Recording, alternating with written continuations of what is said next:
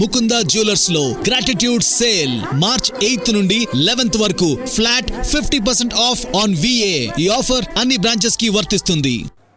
నమస్తే, welcome to Telugu బాటి. ప్రస్తుతం మనతో పాటు ఉన్నారు కాంగ్రెస్ పార్టీ సీనియర్ నాయకులు, తెలంగాణ రాష్ట్ర గ్రంథాలయ కార్పొరేషన్ చైర్మన్ డాక్టర్ రియాజ్ గారు. నమస్కారం అండి. సార్, తెలంగాణలో ఏంటంటే బీసీ ముస్లింలు, బీసీ కులాల్లో ముస్లిం చేర్చారని చెప్తున్నారు.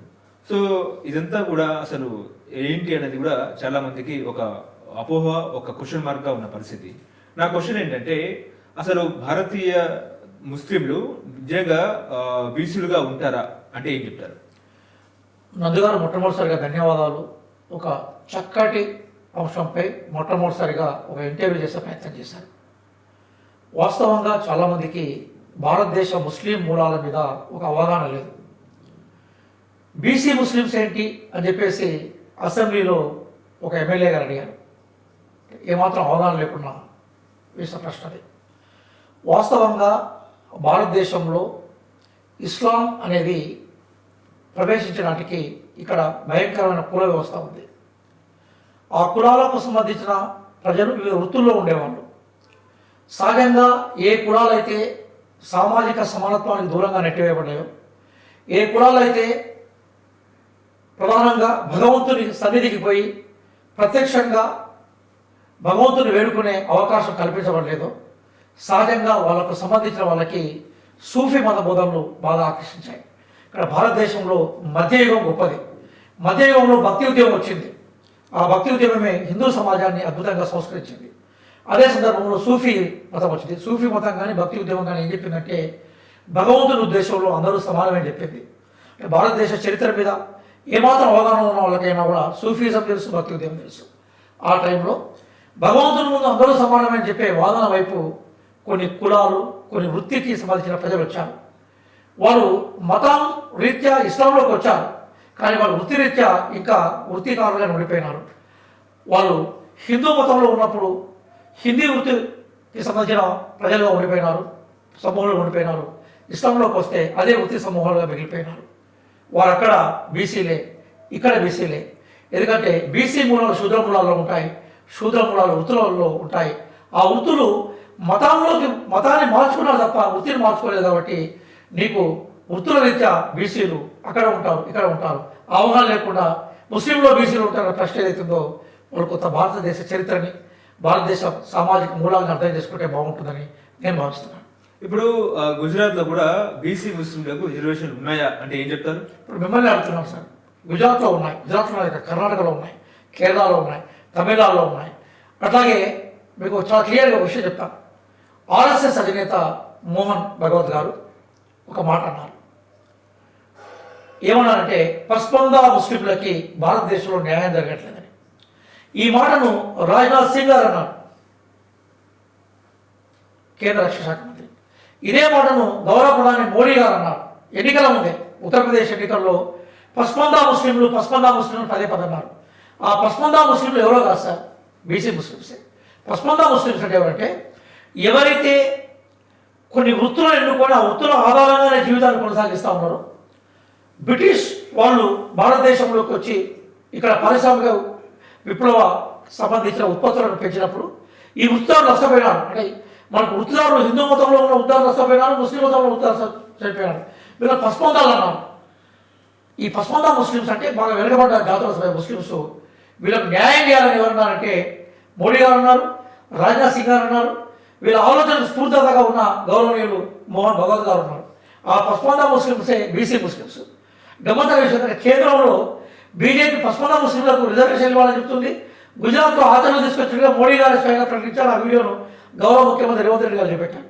అంటే గుజరాత్లో బీసీ ముస్లిమ్స్కి రిజర్వేషన్ ఇస్తే ఒప్పు, తెలంగాణలో ఇస్తే తప్ప.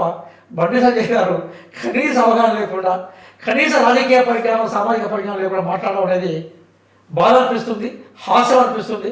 బండి సంజయ్ గారు కొంచెం చదివి మాట్లాడితే, నేర్చుకొని మాట్లాడితే కేంద్ర మంత్రిగా మేమందరం కూడా సంతోషపడతాం విషయాన్ని గౌరవనీయులు కేంద్ర మంత్రి బండి సంజయ్ గారికి మేము విజ్ఞాపన చేస్తున్నాం. అంటే అసెంబ్లీలో నాయకులు కానీ బీజేపీ ఎమ్మెల్యేలు కానీ ఎందుకు మిమ్మల్ని వ్యతిరేకిస్తున్నారంటే ఏం చెప్తారు? కేవలం రాజకీయ లబ్ధి కోసం సార్. నేను చెప్తున్నాను, ఇప్పుడు మనకి వెంట్రుకలను కట్ చేసే ఒక వృత్తి ఉంటుంది. వాళ్ళు హిందూ మతంలో ఉన్నా వృత్తిని చేసుకున్న వాళ్ళకు గవర్నమెంట్ అవకాశాలు ఇస్తుంది. ముస్లిం మతంలో ఉన్న గవర్నమెంట్ అవకాశం ఇస్తుంది. బట్టలు వృత్తికి ఒక వృత్తి ఉంటుంది. హిందూ మతంలో ఉన్న వృత్తి అదే, ఇక్కడ ఉన్న వృత్తి అదే. అట్లాగే మనకు చేపలు పట్టే వృత్తి ఉంటుంది. అక్కడ ఉన్న వాళ్ళ రిజర్వేషన్ ఉంటాయి, ఇక్కడ ఉన్న వృత్తి ఉంటుంది. దూరే కూడా ఉంటుంది, దూరేగే వృత్తి ఉంటుంది.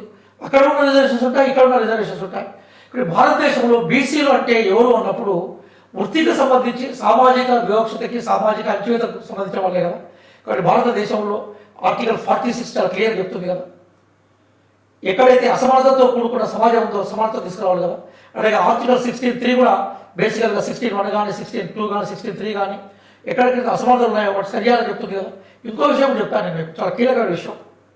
1930 వరకు బేసికల్గా 1930లో మొట్టమొదటిసారిగా ఈ బ్యాక్వర్డ్ ముస్లిమ్స్ని అంటే పస్మందా ముస్లిమ్స్ని ఎస్సీలలో ఉంచేది. షెడ్యూల్ క్యాస్ట్ సంబంధించిన వాళ్ళు, ఎందుకంటే ఇలా మతం మార్చుకున్న వాళ్ళలో కేవలం బీసీలు మాత్రమే లేరు, షెడ్యూల్ క్యాస్ట్ వాళ్ళు కూడా ఉన్నారు. ఇక్కడ షెడ్యూల్ క్యాస్ట్ సంబంధించిన వాళ్ళు బీసీలు ఉన్నప్పుడు 1930లో మొట్టమొదటిసారిగా ఈ వెనకబడ్డ ముస్లిమ్స్ అందరూ కూడా ఎస్సీలలో ఉండేది. దాని తర్వాత మళ్ళీ రిజర్వేషన్స్ను రీకేటగరైజ్ చేసినప్పుడు ఇందులో ఉత్తరాలకు సంబంధించిన ముస్లిమ్స్ని వాళ్ళు ఏం చేశారంటే ఉత్తరాలకు సంబంధించిన ముస్లిమ్స్ని బీసీలో తీసుకొచ్చారు. కానీ ఇంకా షెడ్యూల్ క్యాస్ట్ వచ్చిన వాళ్ళు కొన్ని రాష్ట్రాలు, బీహార్ రాష్ట్రంలో ఇంకా ఎస్సీ హోదా ఉంది. ఇప్పటికీ మనం ఢిల్లీ పోతే రిక్షా పుల్లర్స్లో ఎక్కువ మంది ఉంటే ఎస్సీలు ఉంటారు, లేదా ముస్లిమ్సే ఉంటారు. ప్రజలు బ్యాక్వర్డ్ పీపుల్. కాబట్టి నువ్వు నిజంగా భారతదేశంలో సామాజిక అసమానతను వ్యతిరేకించాలనుకున్నప్పుడు, సామాజిక సమానతను తీసుకురావాలనుకున్నప్పుడు, భారత రాజ్యాంగం చెప్పిన సామాజిక న్యాయాన్ని తీసుకురావాలనుకున్నప్పుడు, సామాజిక వివక్షతకి సామాజిక న్యాయానికి గురైన ఎవరైనా కూడా వెనుకబడిన వర్గాలను గుర్తించి న్యాయం చేయాలి కదా.